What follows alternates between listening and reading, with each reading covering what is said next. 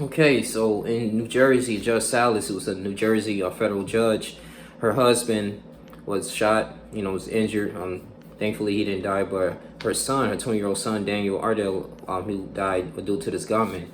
And this what happened, according to the stories, that it was a gunman. He was wearing a FedEx uniform, and I guess he pulled up, and whoever answered the door first, investigators are still doing a thorough check and investigation in this particular incident. But whoever, I think her husband or maybe the son answered first or whatever, and one guy was shot to death and one was just critically injured, and I believe he fled the scene. Now, they're doing some more critical research on Judge Salas. She presided over several high-profile cases, and the reason why I'm bringing this up because I don't know if it was a hit. And according to the notifications and breaking news on this particular report is that they ended up finding the suspect dead, allegedly that killed Daniel Ardell. So I think it was just one person there, and I'm thinking like was he showing up in a FedEx truck or he just had a FedEx uniform? Who knows, man? But so she presided over high-profile cases, including the financial fraud, one of the Real Housewives of New Jersey,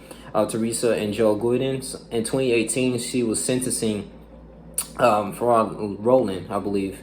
Farrar Rowland, he was found guilty of racketeering, and he was one of like the leaders of he was like a kingpin, I would say, of the cartel on charges here in New Jersey, and he was sentenced to 45 years in prison in 2018. And he was one of the had connections to one of the most violent street gangs. Also, recently on Thursday, Salas was assigned to a high-class action lawsuit as well, against the District Bank that's by Ali Karimi. And the bank was about, just these investors that were investing, purchasing securities. And it had a really connection to Jerry Espin in that particular time.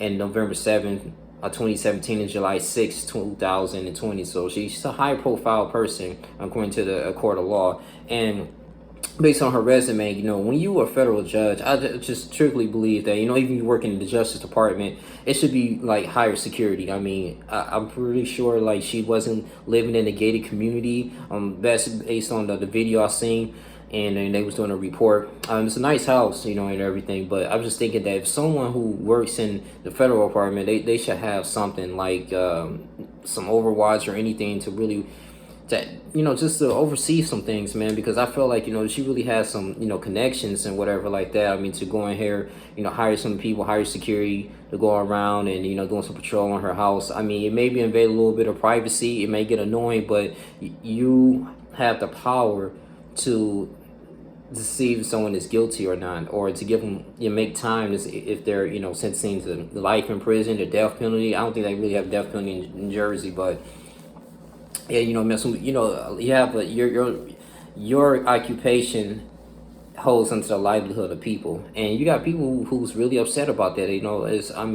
Judges, they try to take out judges, so they try to take out like top politicians. I remember back then, like a few years ago, I think with President Obama was, he was running, and it was like Democratic presidents or Democratic candidates and people who was affiliated with the Congress. They were actually seeing like, they were receiving strange packages, and that's crazy, and then those one of the things that then I had to get a high alert. It was an emergency, a notification that if they would open these packages, it would have been like a bomb or something, some powder or smoke will come out, they will be paralyzed. So you got like a lot of radical groups out here that want to go in here and do their bidding. So I don't know if there's anyone from any type of political affiliation that want to take, her out, because maybe, because thank goodness that she wasn't there, because it seemed like they didn't really have any rules of engagement. They was just like, hey, you're just gonna impersonate as a FedEx driver. People, get deliveries all the time, so they're really not gonna question you too much. Have your Glock out, and as soon as they open the door, whoever the first person you see, you shoot them and you leave. And I think that's what it is. I don't think he really, the gunman came in there and started, looking for her. I mean, it wasn't really no evidence like that. He looking for her all over through the house. I just think that it was just like a quick guerrilla warfare type of tactic, go ahead and shoot and go in and leave. But the gunman is dead, and but the 20-year-old, it's sad. It's you don't want to go through that, man. Especially because your parents, they're in a high level. I mean, even her husband was a defense attorney. It was Mark Markadell. Adderall, he was very successful. These people were lawyers and defending the country as far as like the criminal justice system, working on these hard cases, and they was just a victim due to someone's hatred.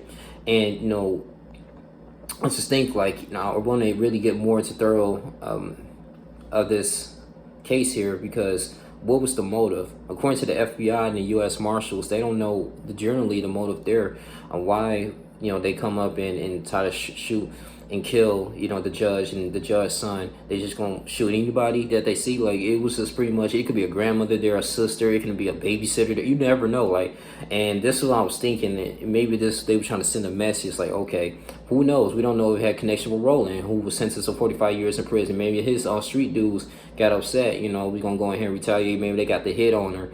That's why I'm thinking this is it's not really no gang stuff. This is more like just some prestige and like some power stuff. Like, hey, you're gonna sentence me all these years in prison for something.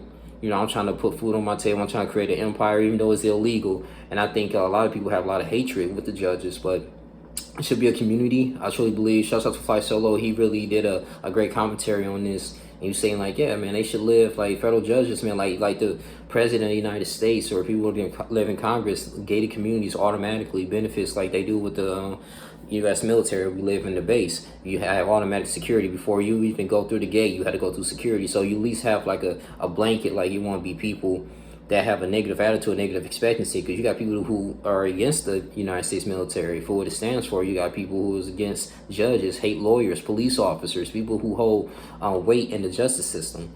And I think we won't really have too much crime against the federal employees. I mean, it's probably really a dangerous time to be a police officer too. I mean, especially you living in a community where you're policing. It's a lot. So I just think that on her part, is she going through a lot right now. I mean, I don't even imagine losing your loved one like that, but it should be some more security going on. That's all I really have to say. I mean, more gated communities, more just a separate area while they're doing their work, unless they retire or something like that, man. But when you're going through these these crazy cases and these hard-nosed cases, and you have to make an executive decision right now, you give somebody life. I mean, you don't know if it's going to be any type of retaliation from like their family members or the person that they know. So there's a lot of association that has to go with that. But that's all I really have to say. You guys continue to like, comment, subscribe, and share this video. It's just really sorry from Judge Salas. I'm pretty sure they're going to really get to the bottom of it and see what's the general motive. We got to know what's the general motive there. I mean, no one's just not going to... It seems like it's just planned too. And like, you kind of just want to go in here and just... mass on another. I mean, he had a FedEx driver. So, we had Jonathan Lyons, who was the spokesman of FedEx. He was doing this address on this. Like, they're really gonna get to the bottom of it, and they really sorry in their condolences if this was happening, because it's making the company look bad. How did he get the FedEx uniform? Like, did he order it off Amazon? Like, did he know someone who worked at FedEx? So this is going to be real deep. This is going to be a real deep connection as we, as time progresses. Seriously, because you got to really think, man. I don't know what type of vehicle he pulled up in. How did he get this information? Where the judge was located, and it's deep, man. So I only can pray for like people who are aspiring politicians, aspiring judges. Like this is the type of stuff you might have to face. In reality, and if you got a family, man, it's even crazier, man. So get strapped up. That's why I go to the gun range, learn how to fight, do all these kinds of stuff, man. And it's probably caught them off guard. Seriously, I mean, you thinking like, okay, well, we live in a nice, decent neighborhood, but hey, if people want your head, they will find any means necessary to go ahead and find where you at, your address, and go ahead and try to take you out.